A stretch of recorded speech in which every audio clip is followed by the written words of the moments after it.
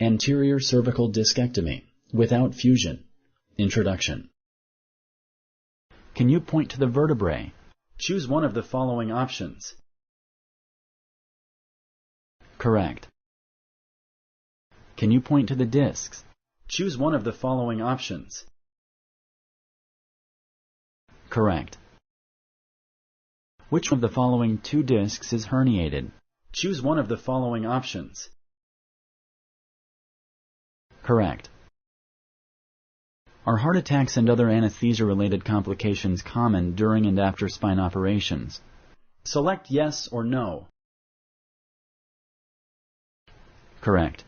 Anesthesia is now very safe. However, the older you are and the more medical problems you have, the higher the risks. You should make your anesthesiologist aware of any medical problems you have had in the past, such as heart attacks and lung problems. Are infections very common after spine surgery? Select yes or no. Correct. Infections are very rare. Though rare, infections, bleeding, and scarring may occur. Paralysis and weakness are very common after spine surgery. Select true or false. Correct. Paralysis and weakness are very rare in spine surgery. Although these risks are rare, they can still happen. It is impossible to injure the blood vessels and the breathing and feeding tubes in this surgery.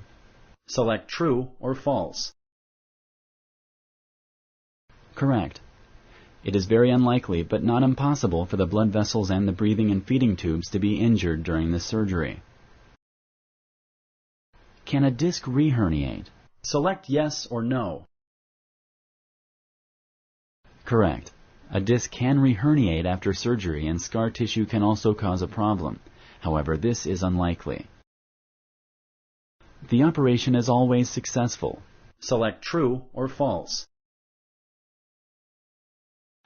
Correct. The operation tends to be very successful. However, it may fail. There is also a small chance that the symptoms may be worse than before the operation. Thank you for using Explain.